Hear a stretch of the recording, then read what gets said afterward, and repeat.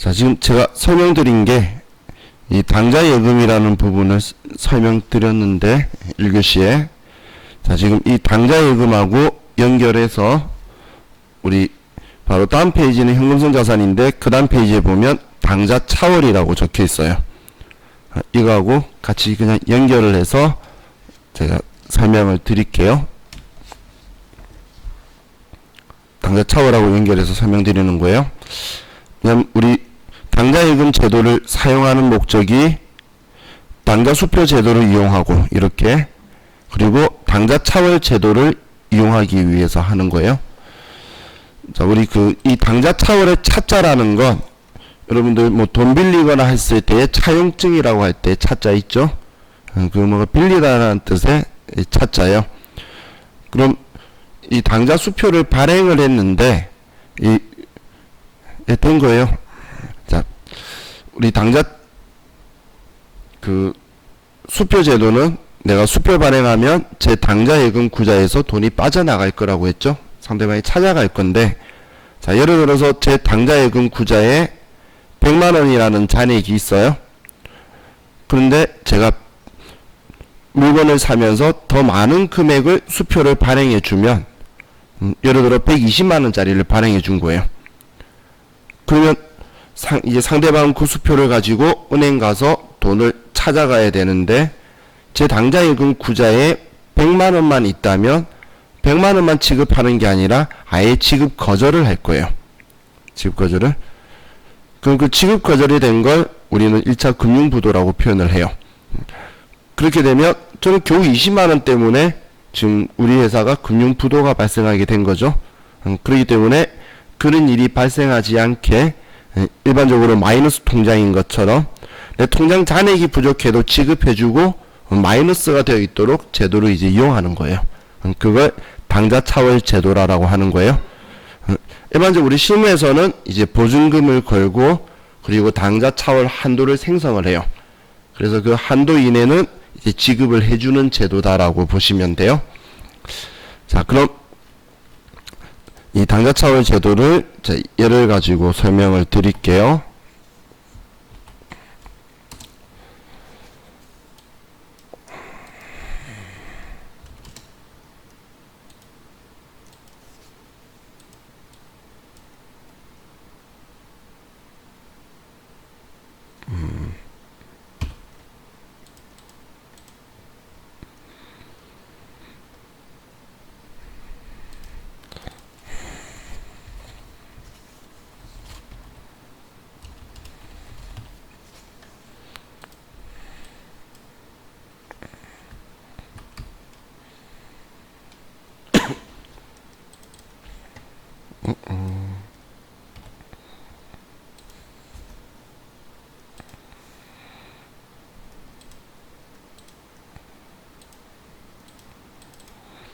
자, 우리 회사가 보통 예금의 잔액이 1000만원이 있다라고 볼게요.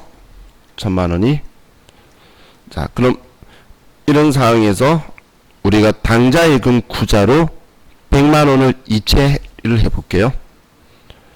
자, 지금 당좌 예금에는 잔액이 없는 상황에서 이제 보통 예금에서 당좌 예금으로 100만원을 이체를 할 건데, 자, 지금 제가 이렇게 T라고 쓴 거는 얘는 이제 우리 장부에 이렇게 보통 예금은 차변에 1000만원이다라고 이렇게 들어있는 상황이고, 그럼 장부에도 재무상태표하고 똑같이 자산은 차변에 있을 거고, 그리고 부채하고 자본은 장부의 대변에 있을 거예요. 이렇게 구성되어 있는데, 자, 지금 보통 예금이 1000만원 있는 이 부분만 가지고 볼게요. 그럼 보통 예금에서 당좌 예금으로 돈을 보낸다면, 자, 그러면 우리는 분계를, 아이고.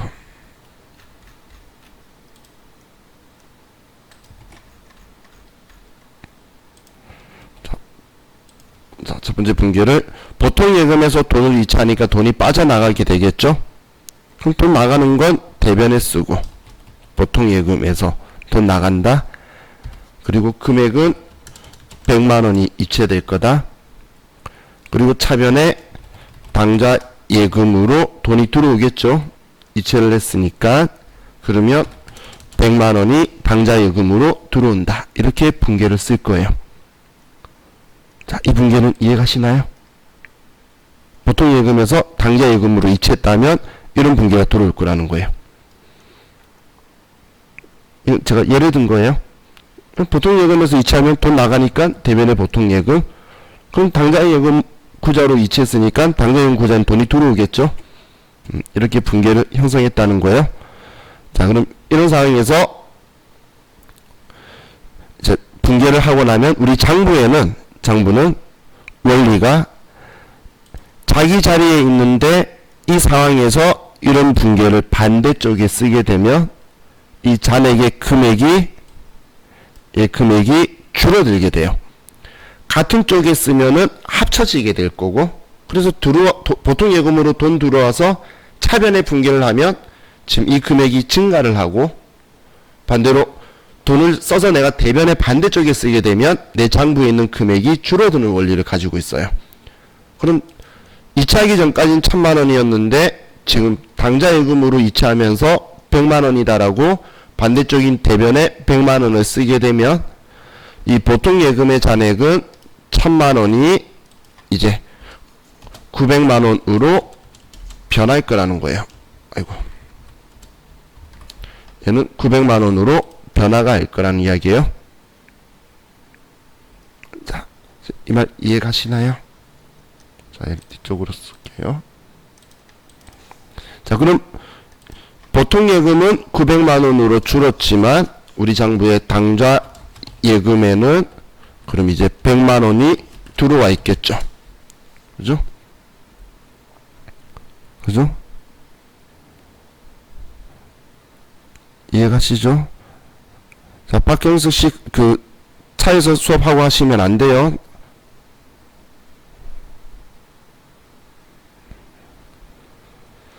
자, 그럼, 자, 우리 계속 부정출가 있으셔서 걱정이네.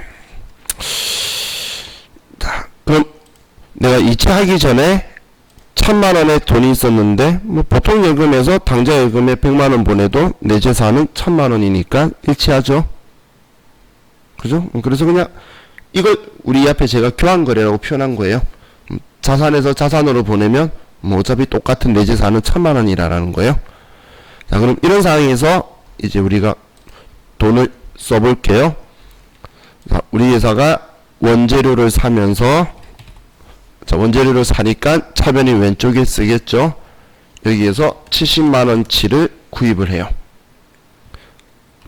자, 원재료 70만원치 구입하면서 수표를 발행하면 대변에 당좌 예금에서 70만원이 빠져나갈 거다라고 우리가 수표를 발행하면 분계를 할 거고, 그러면 우리 장부의 당좌 예금의 잔액은 70만원 빠져서 이제 30만원만 이렇게 남게 될 거예요. 이제 얘가 30만원으로 바뀔 거란 이야기예요.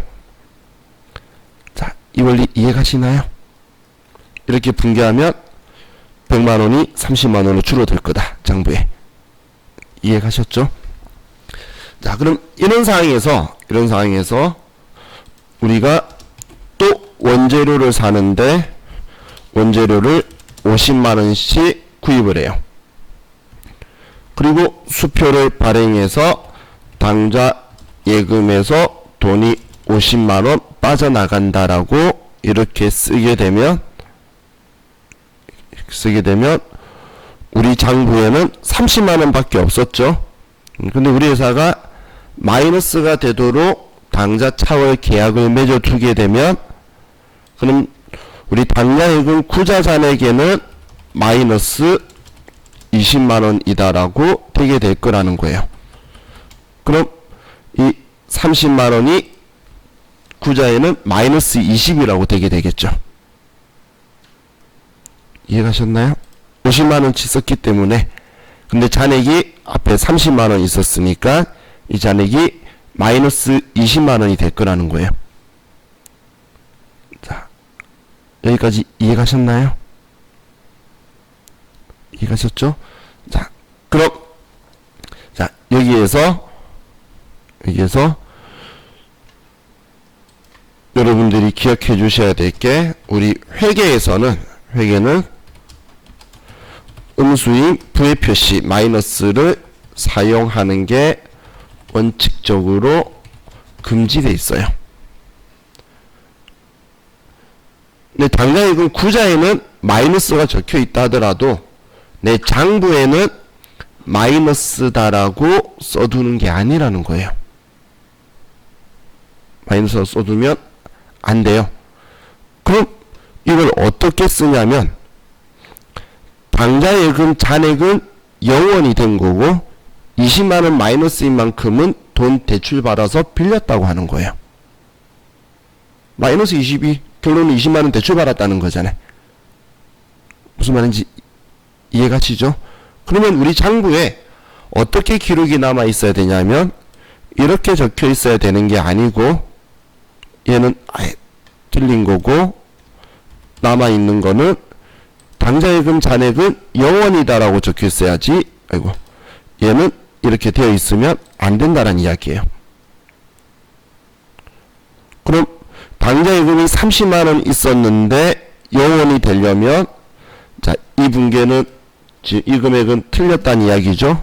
이렇게 되면 안 되고, 우린 차변에 원재료가 50만원이 있고, 그리고 대변에 당좌예금을 30만원만 써야 30만원이 줄어들 거잖아요.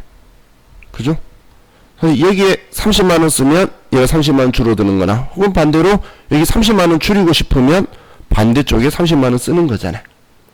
그런데 우리는 대차 평균의 원리에 의해서 차변이 왼쪽과 대변이 오른쪽의 합은 항상 일치해야 된다라고 했어요.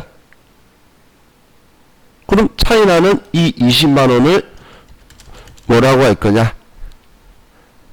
자, 이 돈을 우리가 빌려왔다라고 써둘 거예요.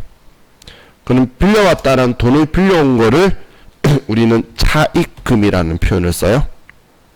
자, 이제 계정 과목에서 사용할 때 빌려주면 대여금이고 빌려오면 계정 과목이 차익금이에요.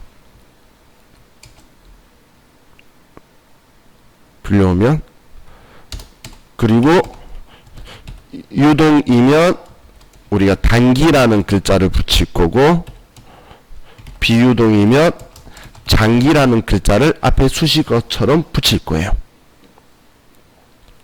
수식어처럼.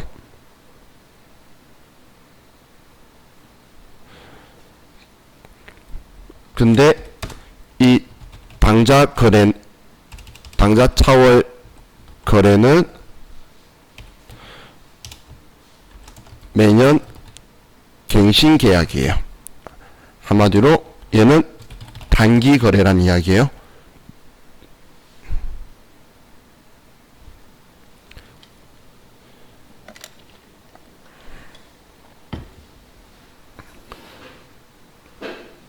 자, 이걸 가지고 다시 계정 과목을 만들어 보면, 지금 이 20만원만큼은 은행에 돈 빌렸다라고 쓸 거라 그랬죠? 내 돈 30만원 나가고 마이너스 20만원만큼은 돈 빌려왔다고 쓸 거라는 거예요, 장부에.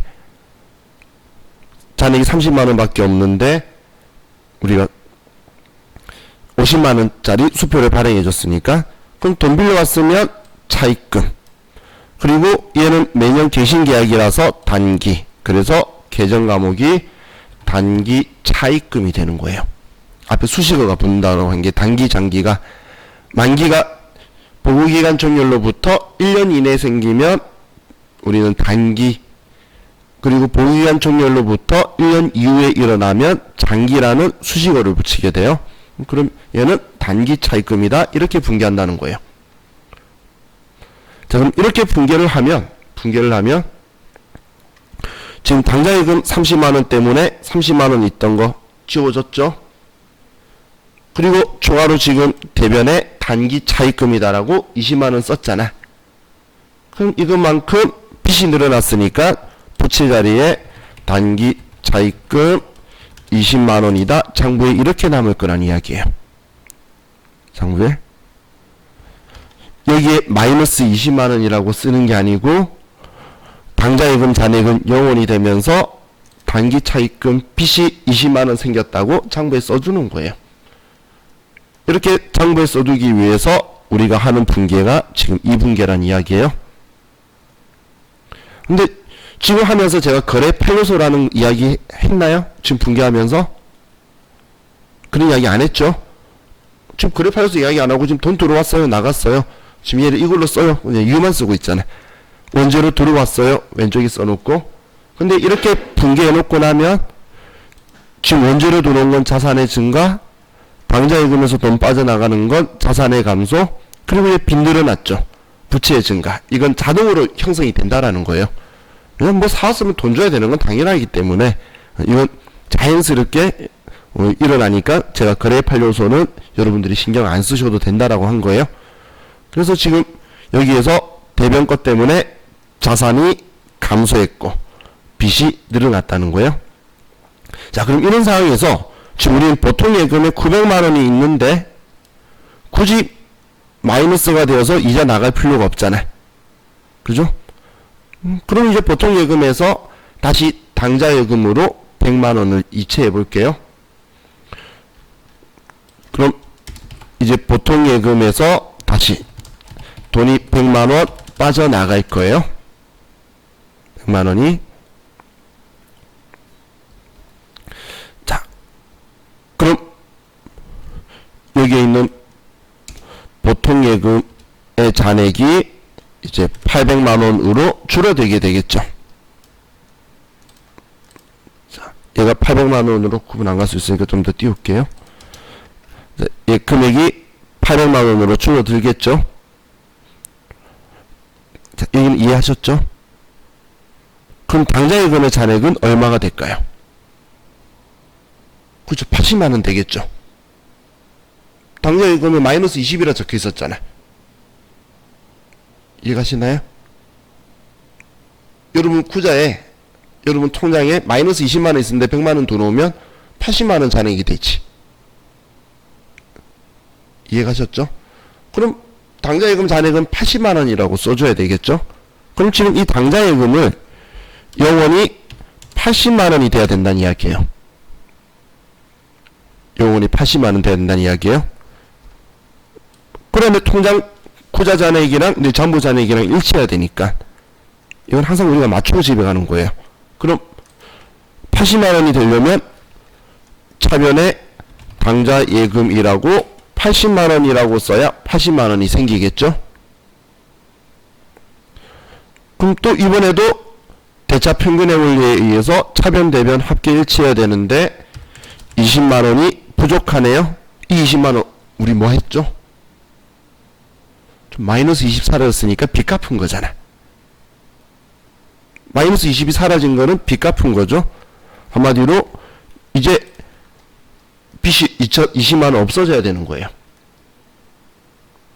그럼 마이너스 20이 아니고 이제 플러스 80이었으니까 나는 빚이 없죠. 그럼 얘 지우려고 그러면 어떻게 해야 되죠? 지우려면 반대쪽에 써주는 거예요. 반대쪽에. 그럼 대변에 있는 단기 차입금을 지우려면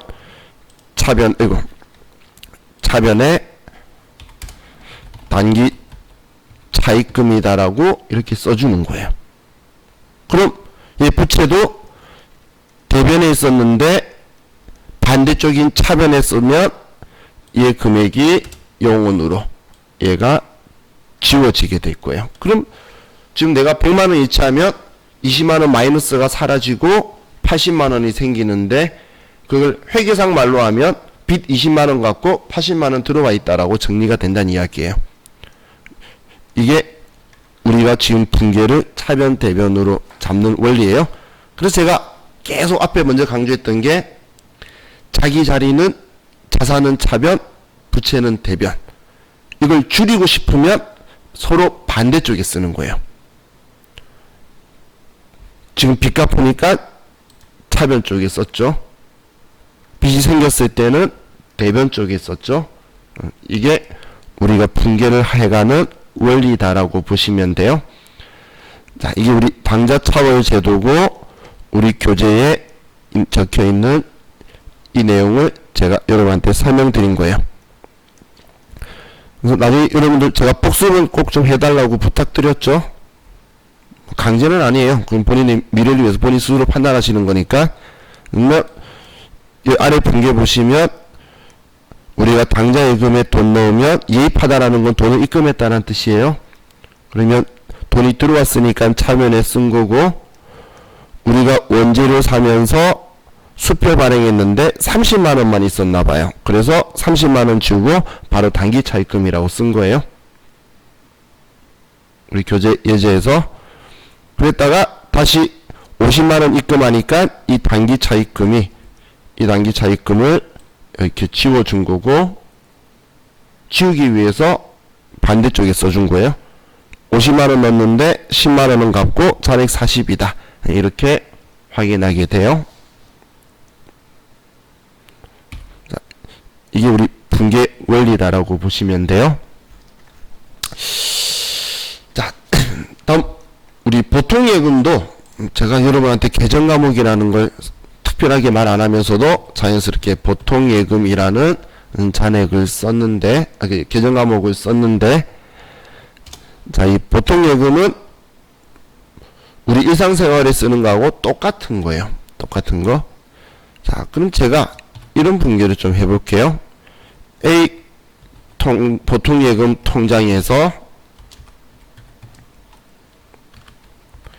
A 보통예금 통장에서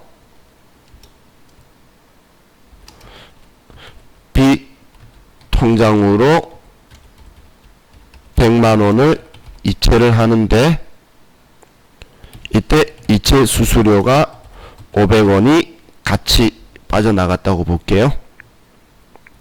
이체 수수료가. 자, 이걸 이제 분개 한번 해보려고 하는 거예요.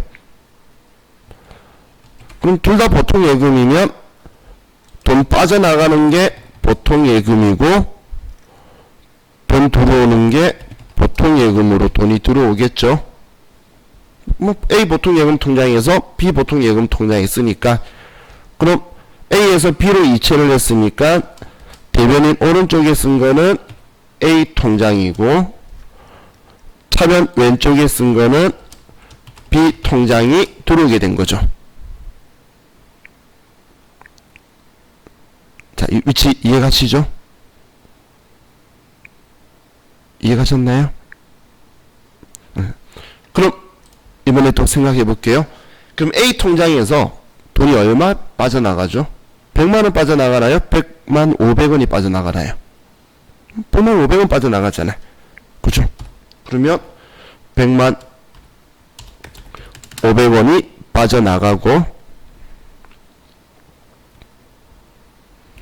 그럼 반대로 B 통장에는 100만 500원이 들어오나요? 100만원만 들어오죠. 그러면은 100만원만 들어왔다라고 써야 통장 잔액이 일치할 거잖아요. 그럼 얘들이 항상 똑같아야 되는데 차이 나는 이 500원은, 자, 우리 은행 이체 수수료라고 하죠. 그래서 이건 계정 과목으로 수수료 비용이라는 계정 과목을 쓸 거예요. 500원은 수수료다. 비용이잖아요. 이거 썼다고 해서 나한테 돈 들어오는 거 없어요. 은행 이체 수수료 줬는데 내한테 재산 가치가 있는 게 들어오는 게 없죠. 그러면 이렇게 수수료 비용이다. 이렇게 분개가 되게 되는 거예요. 그럼 어제 제가 그 제조원가 명세서 손익계산서를 작성하면서 물건 만드는 거하고 관련 있으면 500번대를 사용을 하고, 그리고 물건 만드는 거하고 상관없이 회사 관리하거나 판매하는 데 관련 있으면 800번대 비용 쓸 거고, 우리 회사의 영업활동하고 관련이 없으면 900번대 쓸 거라고 이야기했었어요. 그럼 지금 이거는 물건 만드는 거하고는 전혀 관련이 없죠? 우리 회사 자금 관리하면서 들어간 거예요. 그래서 이런 경우에 수수료 비용은 800번대의 비용으로 판관비를 사용하게 될 거예요. 판관비를.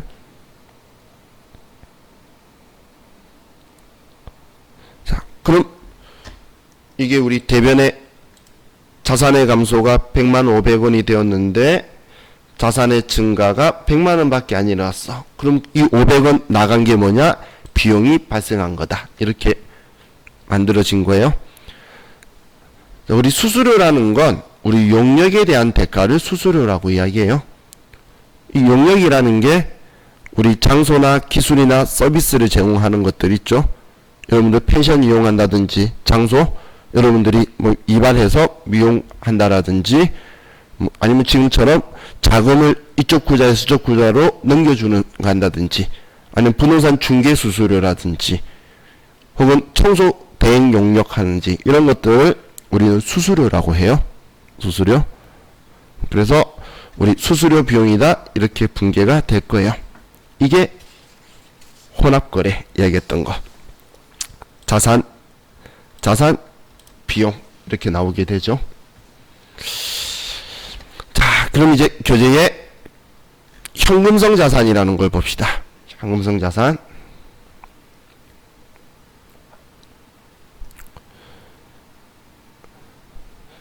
이 현금성 자산이라는 건 계정 과목이 아니에요. 얘는 계정 과목이 아니고 우리 계정 과목 분류라고 보시면 돼요. 계정 과목이 분류인데 이 분류 중에 소분류, 소분류보다도 좀 더 작은 분류인데 그런데 왜 이걸 우리가 공부하냐면 시험에 나오니까 당연히 공부하는 것도 있고 이론 시험에만 그리고 여러분 실무에서 이걸 보실 거예요. 우리 재무제표 작성할 때에 구분 통합의 원칙이다라고 이야기했는데 그때 중요하지 않는 건 세세히 보이지 않고 통합해서 보여줄 거라 그랬죠. 그럼 통합해서 보여주면 우리는 보통 예금에 돈 얼마 있다, 당좌 예금에 돈 얼마 있다, 외부 융자는 관심 없어요. 그렇기 때문에 우리는 이걸 한 번에 합칠 건데 여기에서 제일 중요한 게 취득 기준으로 해서 만기나 현금화 가능한 게 3개월 이내 도래하는 거예요. 한마디로 이 현금성 자산은 취득일로부터 3개월 이내 현금화가 가능한 자산을 현금성 자산이다라고 하는 거예요.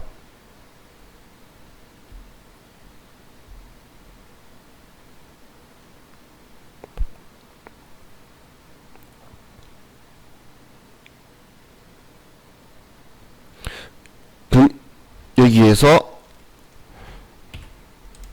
취득이라는 글자의 회계상의 정의를 보면 취득은 얘는 샀다가 아니에요. 내 장부에 기록한 게 취득이에요. 내가 사온 게 아니라 공짜로 받았든 주었든 내 거라고 생각하고 내가 장부에 쓰면 그게 취득인 거예요. 취득. 그럼 지금 여기에서 보통 예금이나 당좌 예금의 경우에는 3개월이 뭐야? 뭐 지금 당장이라도 돈 찾을 수가 있죠. 그래서 당좌 예금이나 보통 예금은 현금성 자산으로 분류가 돼요. 자, 그런데 자, 우리 정기 예금 같은 경우를 볼게요. 정기 예금이 만기가 1년짜리면 그냥 우리 당좌 자산에 들어오게 되는 거지 유동 자산에 현금성 자산이 아니에요. 근데 정기 예금을 만기 3개월짜리를 가입한 거예요. 그러면 얘는 현금성 자산으로 분류를 할 수 있다라는 거예요. 자, 우리 어제 K랩 프로그램 본 적이 있는데 자, 지금 이 공부하는 이유가 제가 하나만 보여드릴게요. 자, 이건 다른 건데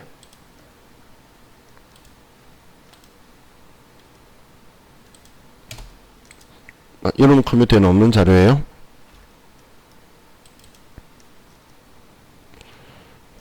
자, 우리가 재무상태표를 표현을 할 때 우리가 지금 관리용은 우리가 쓰는 건데 이때는 당좌예금이다 보통예금이다 라고 쓰는데 은행이나 금융기관에 보낼 때는 그런 개념 과목 안 쓰고 현금하고 현금성 자산이라고 전부 다 합쳐서 제출할 거라는 거예요.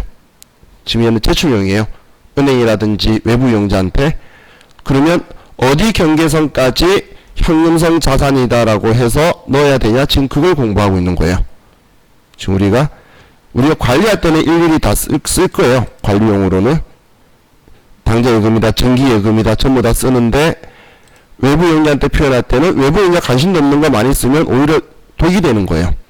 그렇기 때문에 이걸 위해서 하는 게 지금 이 현금성 자산을 보고 있는 거고, 우리가 첫 시장은 현금에 대한 분류를 본 거고, 지금 이 현금성 자산은 취득일로부터 3개월 이내 현금화 되는 건데 계정 과목을 따지는 게 아니에요. 근데 만약에 적금을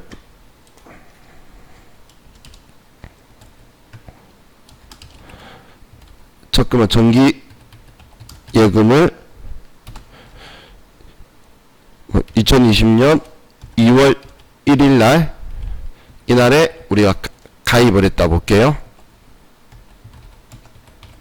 2년 만기.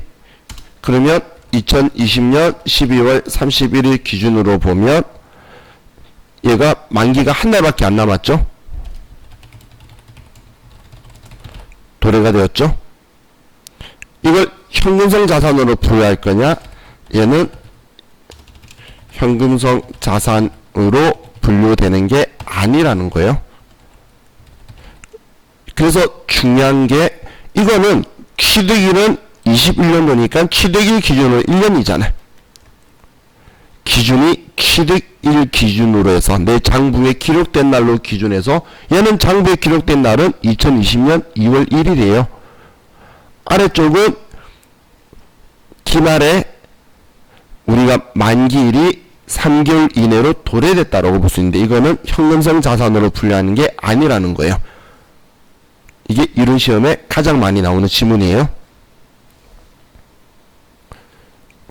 그래서 제가 강조한 게 취득한 날, 장부에 쓴 그날로부터 3개월 이내. 근데 만약에 내가 2020년 11월 1일 날 우리가 가입을 하는데 3개월 만기로 가입을 했어요. 그럼 얘는 현금성 자산으로 분류를 할 수 있다라는 이야기예요. 지금 이 둘의 차이 이해가시나요? 둘 다 만기는 내년 1월 말인데, 둘 다 만기는 내년 1월 말이지만, 자, 다시 말씀드릴게요. 기준은 취득일 기준이라 그랬으니까 이 날짜를 기준으로 3개월 이내 현금화 되냐라는 거지, 기말 기준이 아니란 이야기예요. 기말 기준이. 얘는 지금 1년이잖아. 끝난 거예요. 얘는 현금성 자산이 아니고 그냥 당좌 자산이에요. 얘는 1년 만기이기 때문에. 근데 얘는 지금 가입 자체를 3개월짜리로 가입을 했죠. 그럼 내 장부에 11월 1일 날 쓸 때 3개월 뒤에 현금이다라고 취득 당시 기준으로 우리는 얘 3개월 뒤에 현금 낸다라고 정했기 때문에 현금성 자산으로 분류가 된다라는 거예요. 그래서 제일 중요한 건 시험에서 가장 오답으로 많이 나오는 게 언제로부터 3개월 이내로 도래되었다라는 말 나오면 틀린 거예요. 틀렸다는 거예요. 그래서 취득일 기준, 이거 기억하세요. 취득 기준. 자, 그리고 자, 여기 안 적혀 있는데 이 현금성 자산은 지금 아래 안 적혀 있어서 여기다 써드릴게요.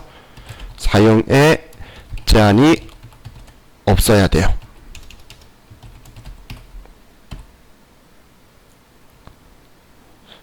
만약에 사용에 제한이 있으면 이거는 투자 자산이에요.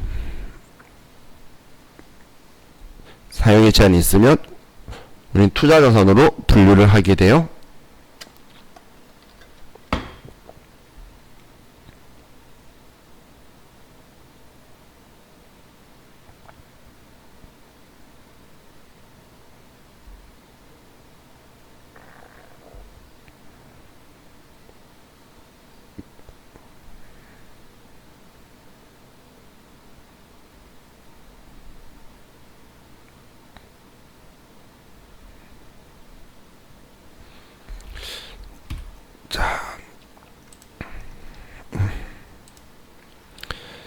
현금성 자산에 대해서 자하고 같이 봤고요.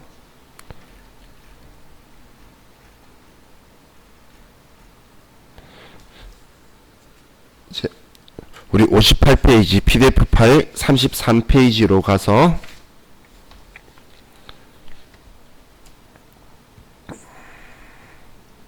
이 현금가부족이란 계정 과목 볼게요.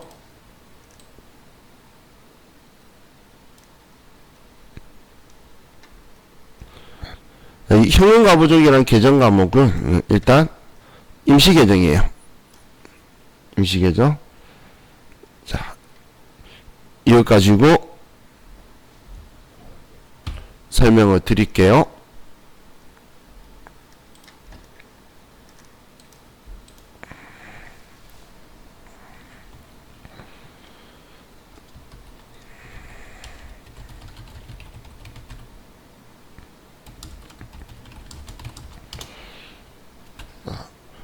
우리가 매일 퇴근하거나 할 때 우리가 현재 가지고 있는 현금의 잔액하고 실제 가지고 있는 잔액, 장부에 적혀 있는 잔액을 서로 맞출 거예요. 그걸 시제 맞춘다라고 표현을 하죠. 근데 이 시제를 맞추는데 금액이 틀릴 수가 있다는 거예요. 자, 지금 얘는 현금 시제 맞추는 거예요. 자, 그럼 우리가 봤는데 장부의 현금 잔액이 실제 현금 잔액보다 더 크다라고 볼게요. 자, 그럼 이거는 부족한 거예요? 돈이 남는 거예요? 부족한 거죠. 지금 이렇게 생각하시면 돼요. 장부에는 현금이 1000원이 있다라고 하는데 실제로 봤더니 현금이 800원만 있다. 그럼 적어서 보면 돈 200원 모자라네 라는 느낌이 드시죠.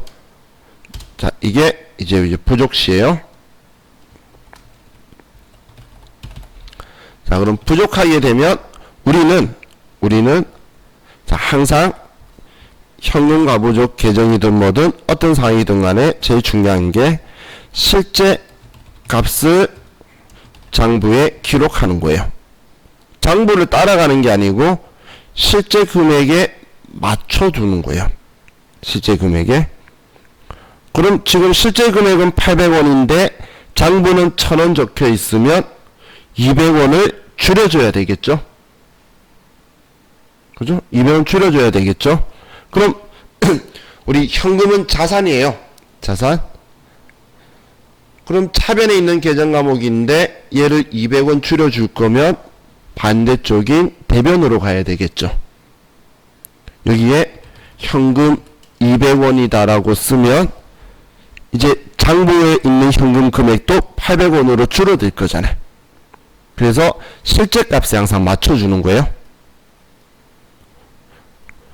그럼 대변에 현금이 나갔는데 차변에 이유를 써야겠네요. 자, 이 이유 알겠나요? 지금 시제 맞추는데 도저히 모르겠다는 거예요. 그래서 우리는 현금 시제 안 맞다고 집에 못 가고 있으면 안 되겠죠. 그래서 일단 찾겠습니다 라는 임시 계정으로 현금 과부족이다 라고 쓰는 거예요. 이렇게 임시 계정을 사용을 할 거예요. 자, 그럼 이렇게 써뒀다가 우리 회사가 이제 이 부족했던 걸 찾았어요. 봤더니 저녁에 직원들 야식으로 뭔가를 사주고 현금으로 주면서 우리 그 담당자가 깜빡했던 거예요. 그럼 이제 원인을 밝혔어요.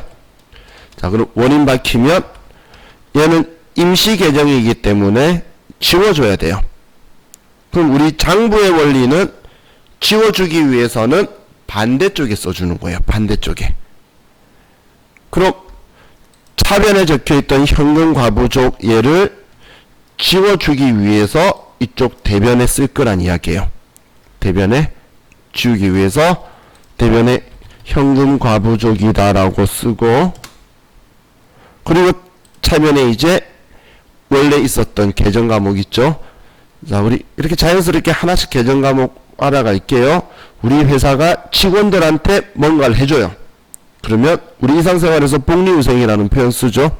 그래서 이걸 복리후생비라는 계정 과목을 써요. 우리 회사가 직원들을 위해서 뭔가 돈을 지출을 하면 그걸 복리후생비라는 계정 과목을 쓸 거예요. 그러면 얘는 200원이다 라고 쓰게 됐고요. 이렇게 분계가 두 개가 장부에 들어가게 되면 우리 장부에는 결론적으로는 이 현금과부족이라는 계정 과목은 저거 썼지만 지우니까 장부에서 지워주고 지워지겠죠. 우리 장부에 걸리는 반대쪽에 쓰면 지워지니까 지금 얘는 이쪽에 적어주면서 얘가 삭제된다는 이야기예요. 잔액이 삭제되고, 그럼 남아있는 거는 돈 200원 나갔는데 복리후생비로 직원들한테 200원 한 거다라고 이렇게 정리를 하는 거예요. 이렇게 정리를. 자, 그래서 지금처럼 타이밍의 차이를 조절하기 위해서 가지고 있는 걸 지금 임시 계정이다라고 표현을 해요. 자, 그런데 만약에 우리 회사가 결산일까지 원인 불명이라면, 결산일까지 원인을 못 찾았어요. 그럴 수도 있겠죠.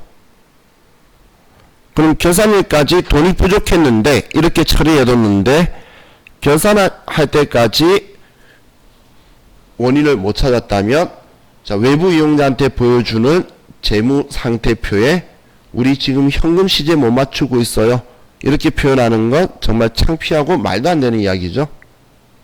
외부 이용자한테 이렇게 말해야죠. 돈 200원 없어졌어요, 손해봤어요, 이렇게 이야기가 된다는 거예요. 우리 돈 어디 갔는지 못 찾겠어요, 이렇게 알려주는 게 아니라는 거예요. 그래서 이 계정 과목은 결산일 때는 없애줘야 되는 계정 과목이에요. 결산 때 없애줘야 되는 계정 과목을 뭐라고 하냐면 비결산 항목이라고 표현을 해요. 결산할 때에 얘가 잔액이 남아 있으면 얘는 결산 시에는 없애줘야 된다는 이야기예요.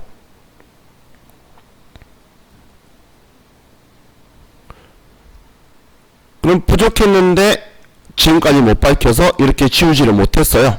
그럼 결산일날 지워줄 거예요. 우리 결산일은 12월 31일이라고 이야기했죠. 그럼 이걸 부족했던 현금과부족을 지우기 위해서 대변에 현금과부족이다라고 200원을 썼어요.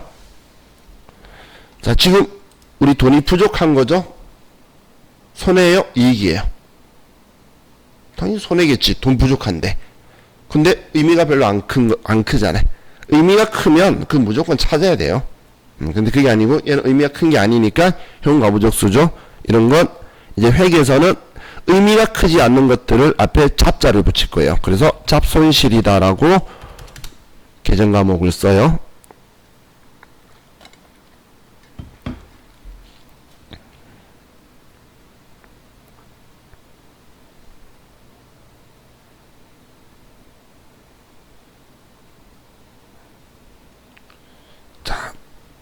이 잡손실이라는 계정 과목은, 자, 제가 비용 형태 세 가지 이야기했었죠.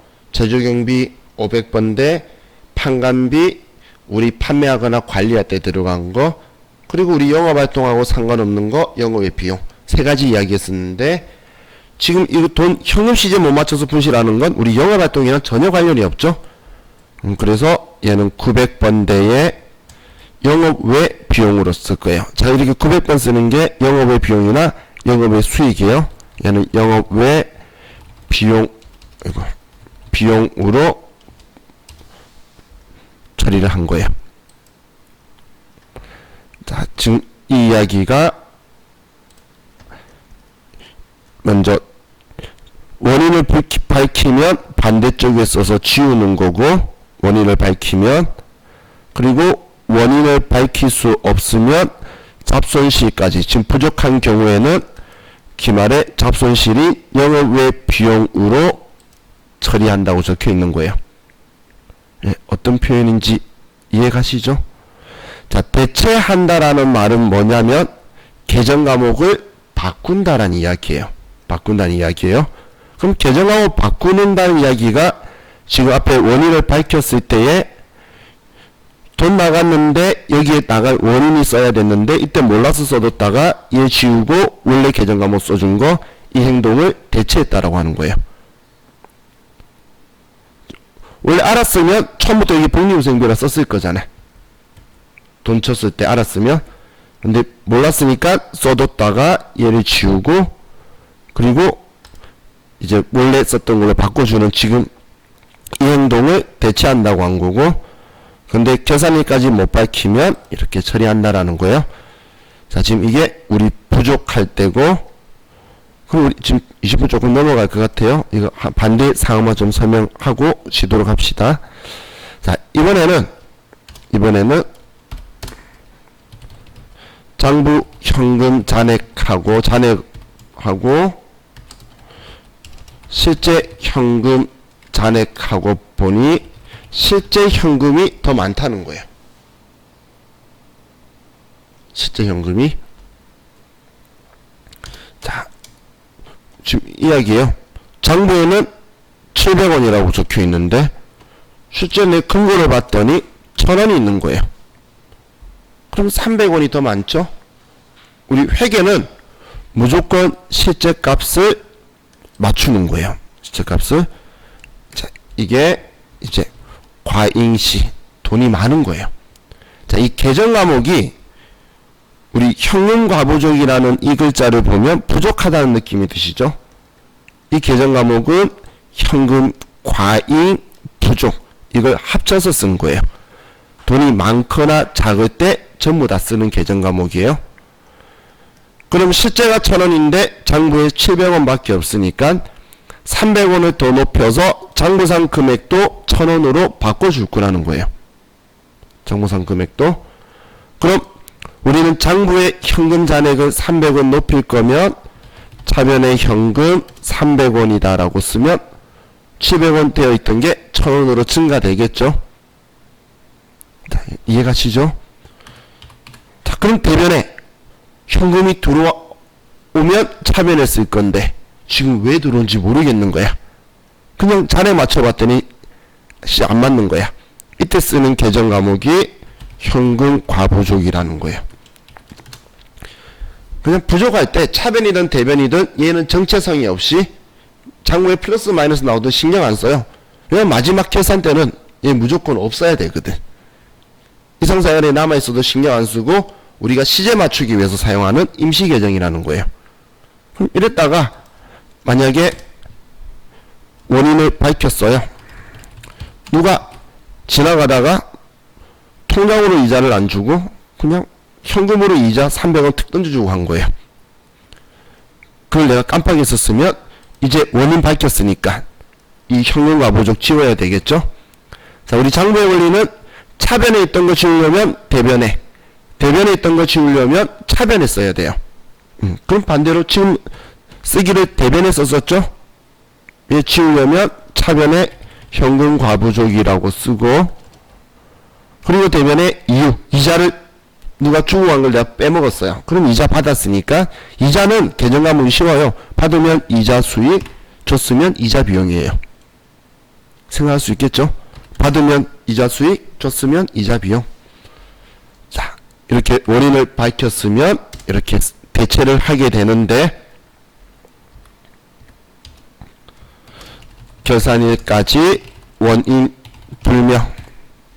자, 얘도 결산일까지 만약에 대변에 이렇게 현금 과부족 써뒀는데 결산일까지 원인을 못 밝힌 거예요. 그럼 미결산 항목이기 때문에 이 현금 과부족이라는 계정 과목을 지워주고, 대변에는 자, 이제 우리 손해예요? 아니면 이익이에요? 지금 이 상황은 돈이 많잖아. 어디서 들어온지 모르겠지만 원인 못 밝혔다는 건 어디선가 돈 들어왔는데 나한테는 아무튼 득이 됐다는 거죠. 근데 영업활동은 아니야. 의미는 안 크고. 그래서 이때는 잡이익이다라고 해서 이번에 영업 외 수익 계정 과목으로 처리할 거라는 거예요. 영업 외 수익. 일단 계산이 되기 전까지는 임시 계정으로 현금 과부족이라는 걸 부족해도 쓰고 돈이 남아도 쓰고 해서 우리는 이유를 써야 되는 반대쪽을 채워주고 있다가 원인 밝히면 뭐 반대쪽에 써서 지워주는데 계산일까지 못 찾으면 그냥 잡이익 잡손실로 정리를 하고 끝내버린다 이렇게 생각하시면 돼요. 그래서 지금 이게 우리 교재에도 방금 제가 과잉 적은 게 초과액이죠. 초과액은 계산일까지 못 밝히면 그러면 잡이익이라는 영업외 수익으로 처리를 하는 거고 왜 계산일날 이렇게 처리하냐면 현금과부족 계정은 우리 재무상태표에 있을 수 없는 계정이에요. 제가 이걸 우리 미결산 항목이다라고 표현법을 알려드렸어요. 자, 우리 이번 시간은 여기까지 하고 이제 또 쉬었다가 또 다음 거 하도록 합시다. 쉬었다 할게요.